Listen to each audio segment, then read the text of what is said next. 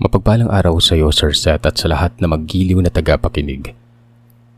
Ako si Pablo, at ang ibabahagi ko sa inyo ay ang mga pangyayaring nasaksihan namin sa lugar kung saan kami nakatira. Hindi lang nasaksihan kundi pati na rin ang aming karanasan na magpamilya.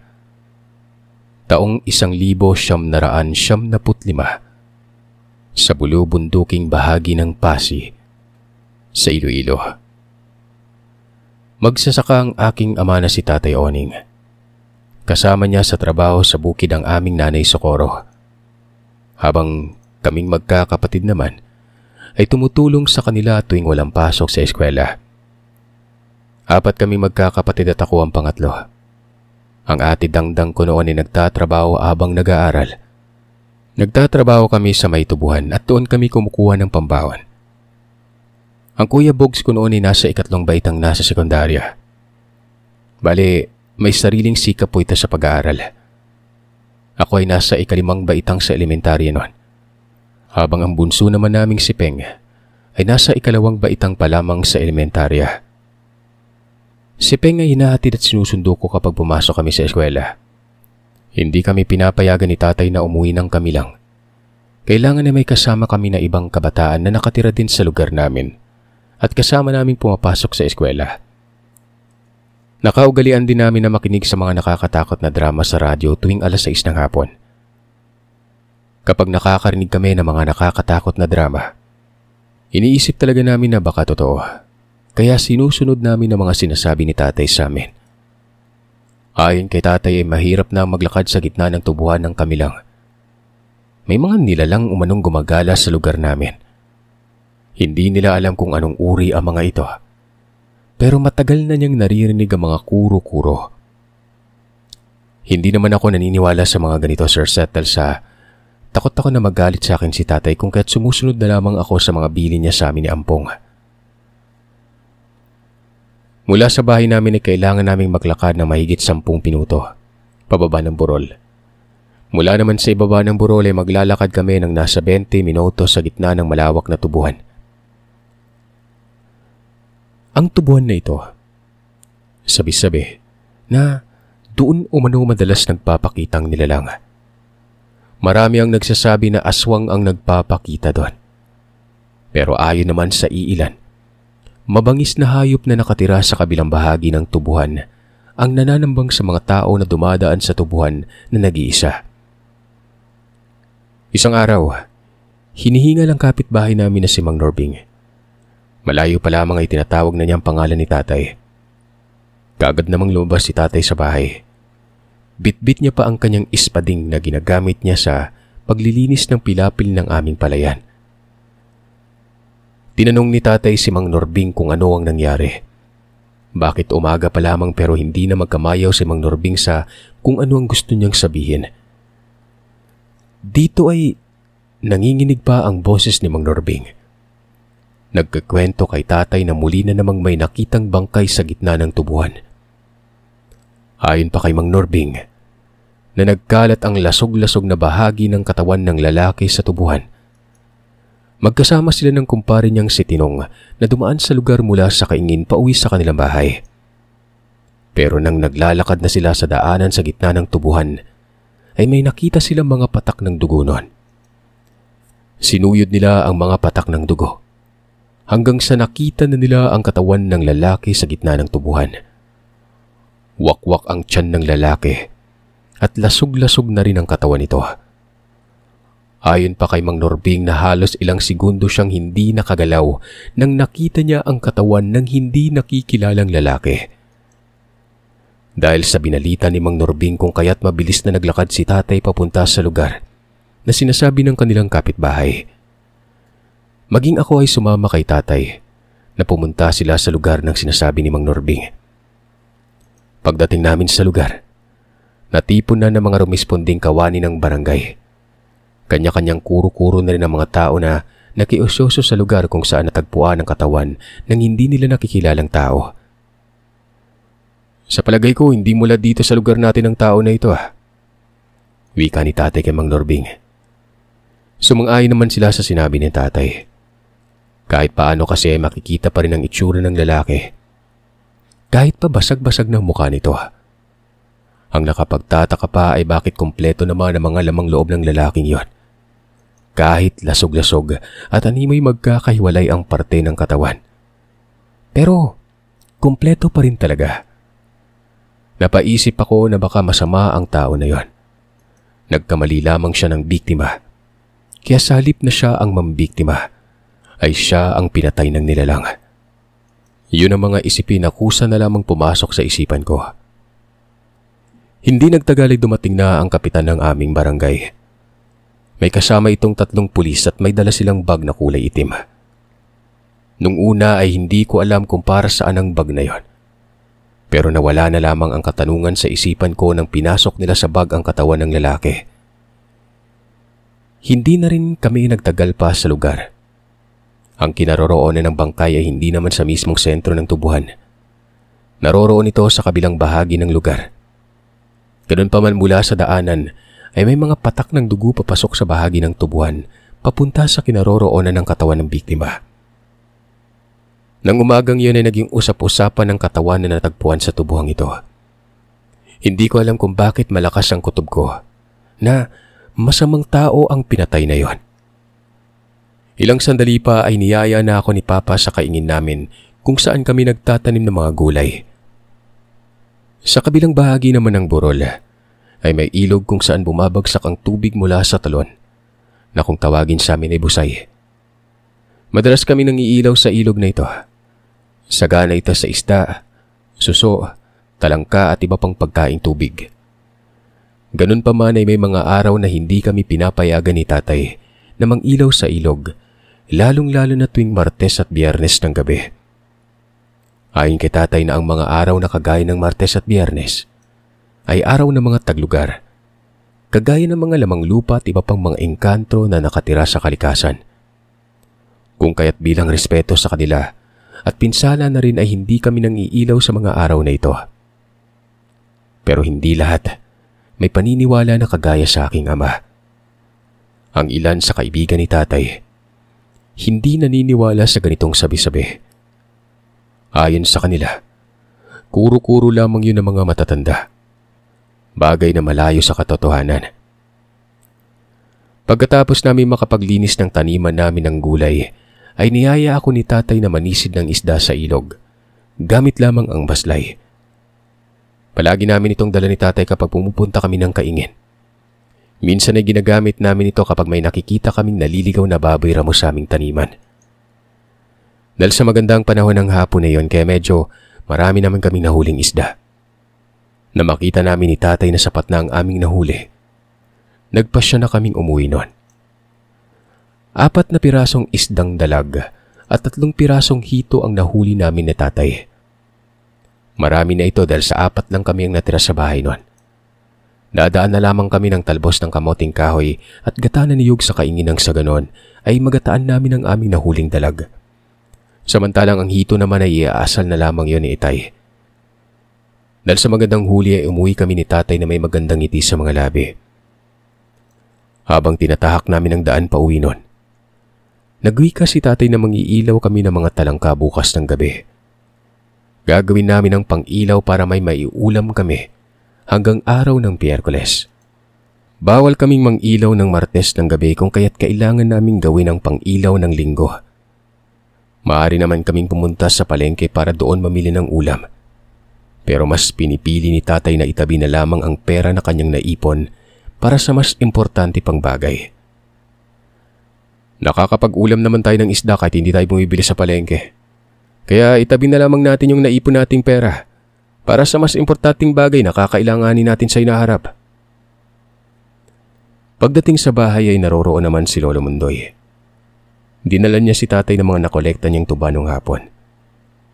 Napailing na lamang ako ng ulo sa nakita kong dala ni Lolo. Sa isip-isip ko wala na. Yung ulam na hanggang bukas ng bukas, hanggang ngayong gabi lang ang kaya. Habang si tatay naman ay lumingon na lamang sa akin at napangiti. Wala naman ako nagawa kundi ngumiti na rin. Nang gabing yun ay nag-inuman sila tatay at lolo. Ang usapan nila ay tungkol sa katawan ng lalaki na nakita sa may tubuhan. Kumbinsido si Lolo na hindi mabuting tao ang nakitang bangkay.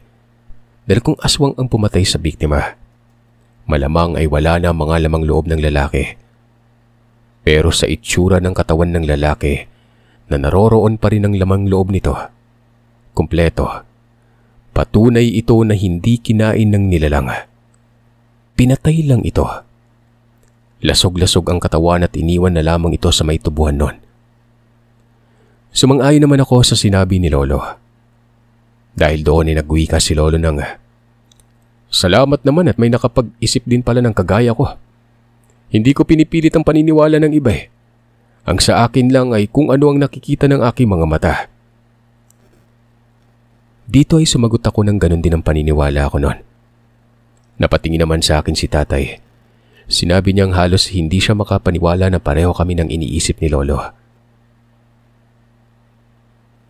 Maya-maya pa, nakarinig kami ng mga pagaspas ng malaking pakpak sa impapawid. Nakarinig kami ng huni ng ibon na kasing tunog ng ibong uwak. Sinabi ni Lolo na iba na ang nangyayari sa labas noon. Ganun pa man ay hindi na lamang namin yun pinansin pa. Hindi na rin kami pinalabas pa ni tatay sa bahay. Sinabihan niya kami ng bunso kong kapatid na huwag nang lumabas sa bahay noon dahil nga may aswang. Natakot kami.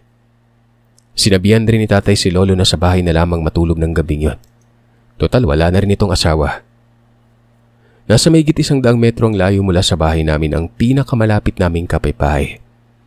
Ito'y mag-asawa na si Mang Botoy at ang asawa niyang buntis na si Paling. Sa lugar nila kami nakarinig ng mga pagtahol ng aso. Yung mga tahol ng aso na may kinatatakutan. Nako, nayari na si Paling. Sana lang ay nasa bahay na nila si Botoy sa mga panahong ito, no? Sabi ni Lolo. Habang naririnig namin ang huni ng ibon na kagaya ng uwak. Hindi naman nagtagal at huminto na rin ang pagtahol ng aso. Ganon na rin ang paghuni ng uwak. Kaya inisip namin na siguro umalis na rin ang nilalang.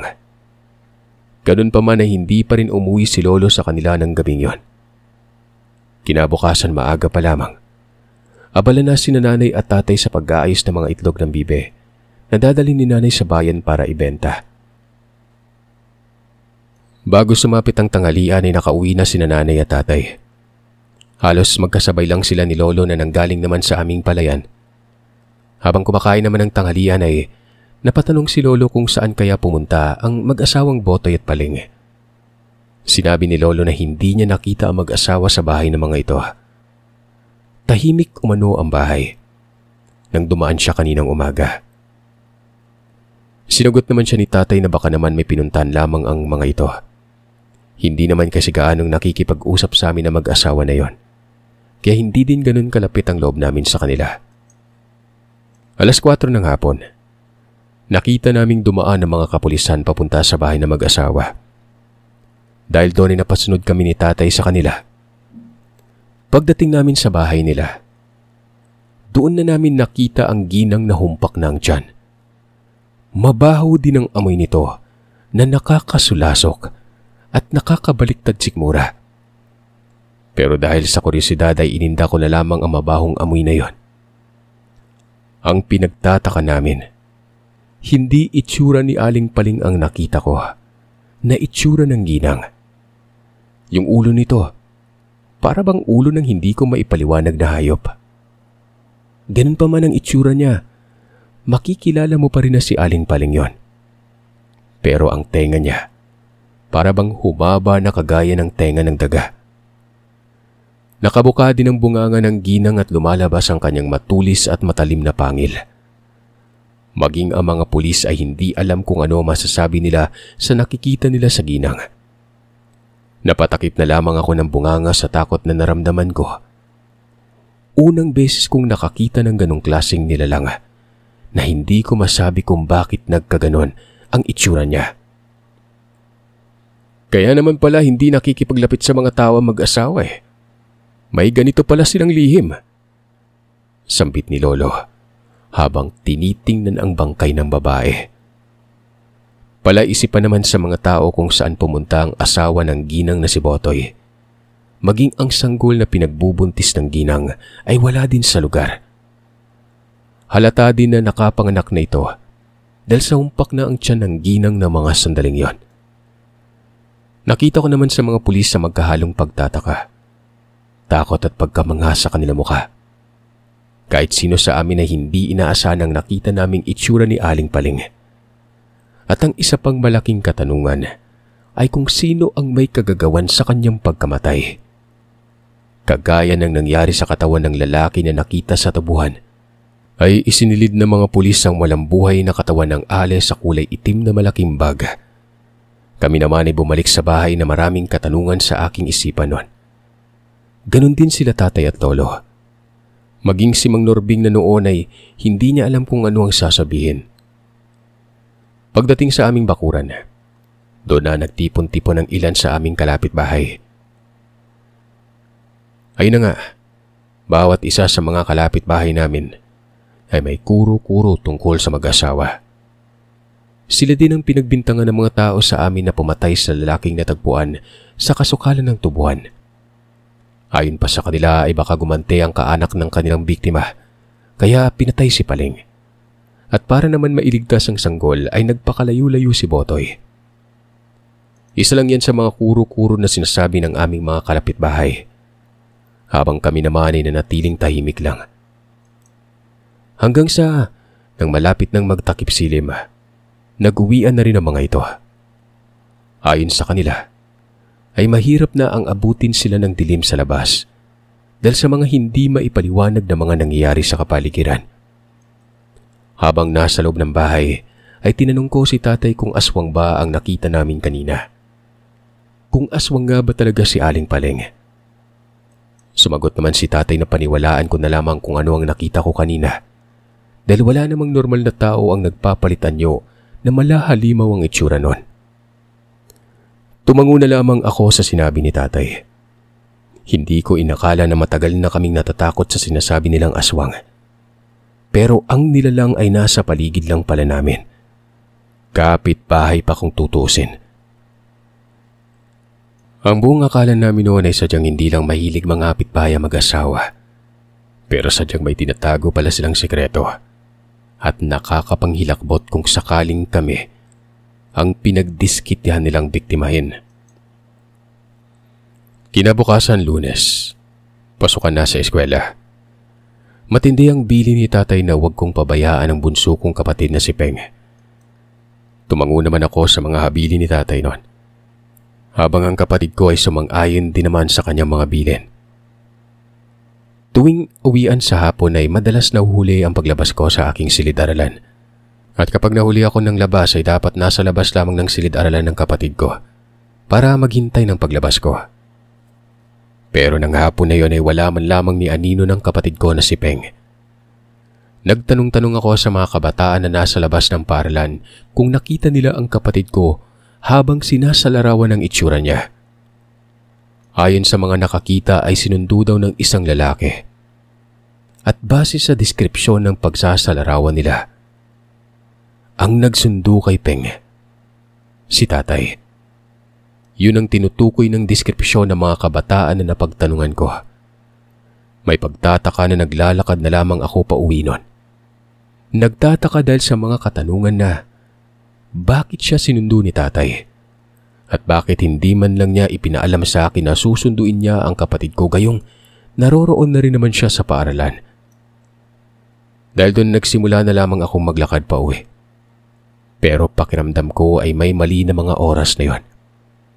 Hindi basta-bastang pupunta si tatay sa paaralan, lalo na para sunduin ng kapatid ko nang hindi ko alam. Malakas ang pakiramdam ko na may mali sa mga nangyayari. Dahil sa hindi ko maipaliwanag na nararamdaman, mas binilisan ko ang paglalakad. Lakad-takbo na ang ginagawa ko para mabilis akong makarating sa bahay. Pagdating ko sa bahay ay kaagad ko namang nasilayan sina tatay. Kasama niya si Lolo at Mang Norbing. Mabilis ko siyang tinawag at tinanong kung totoo ba na sinundo niya si Peng sa eskwelahan. Anong sinundo? Pagsasabihan pa ba kita na sabay kayong uwi kung susunduin ko din naman si Peng? Yun na nga tay, paglabas ko sa silid, wala na si Peng. Nagtanong-tanong ako sa kanila. Sinagot nila ako na sinundo na si Peng. Nang tinanong ko po kung sinong sumundo, Nung sinilarawan naman nila kung sino, ikaw po yung sumundo eh. Kinakabahan kong sagot kay tatay noon. Dahil sa sinabi ko ay mabilis na kumilos si tatay at maging si lolo. Ganon din si Mang Norbing na noon ay nag-aalala na rin. Kaagad ko namang pinasok ang bag ko sa bahay. Bago sumunod kina tatay ay pumunta muna ako sa kusina. Pinuno ko ng abo at asin ang magkabilaan kong bulsa bago ako tuluyang lumabas doon. Kinuha ko pa ang tabas na ginagamit ni tatay sa pagputol ng mga tubo. Mahaba ang tabas at pakurba ang hugis ng talim nito. Na sa oras na itaga ang tabas sa kung anumang nilalang ay sadyang iinday nito ang sugat. Binalak pa akong pigilan ni nanay nang lumabas na ako sa bahay. Pero sinabihan ko siya na huwag matakot dahil uuwi kami ni tatay kasama si Peng. Takot ako pero mas nangingibabaw sa akin ang galit. Wala kaming ginagawang masama. Ni minsan na hindi kami ng hamak o ng argabyado ng kapwa para gawan kami ng hindi maganda. Hindi ko na alam kung saan na banda sila itay nakarating sa paghahanap kay Peng. Habang ako naman ay muli kong sinuyod ng daan pabalik ng eskwelahan. Nang malapit ko nang matapos na suyudin ang daan palabas ng tubuhan, may nakita akong palikong daan na sa wari ko ay daan ito palusot sa kabilang sitio. Nagtataka ako kung paano nagkaroon ng daan sa lugar. Walang daan sa lugar na nagkokonekta sa kabilang sitio. Pero malakas ang kutob ko na anuman ang nasa dulo ng daan na yon. Naroroon ang kapatid ko. Dahil sa isipin ko na yon kaya nagpatuloy ako sa paglalakad at pagsugod ng makitid na daan. Narinig ko pa ang boses ni tatay at lolo na tinatawag si Peng.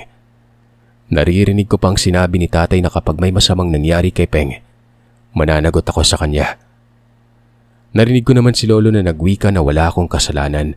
Dahil kung nakinig ng mabuti si tatay sa mga sinabi ko kanina, malalaman niya na ginamit lamang ng kung sinong sumundo sa kapatid ko ang katauhan ni tatay para makuha si Peng.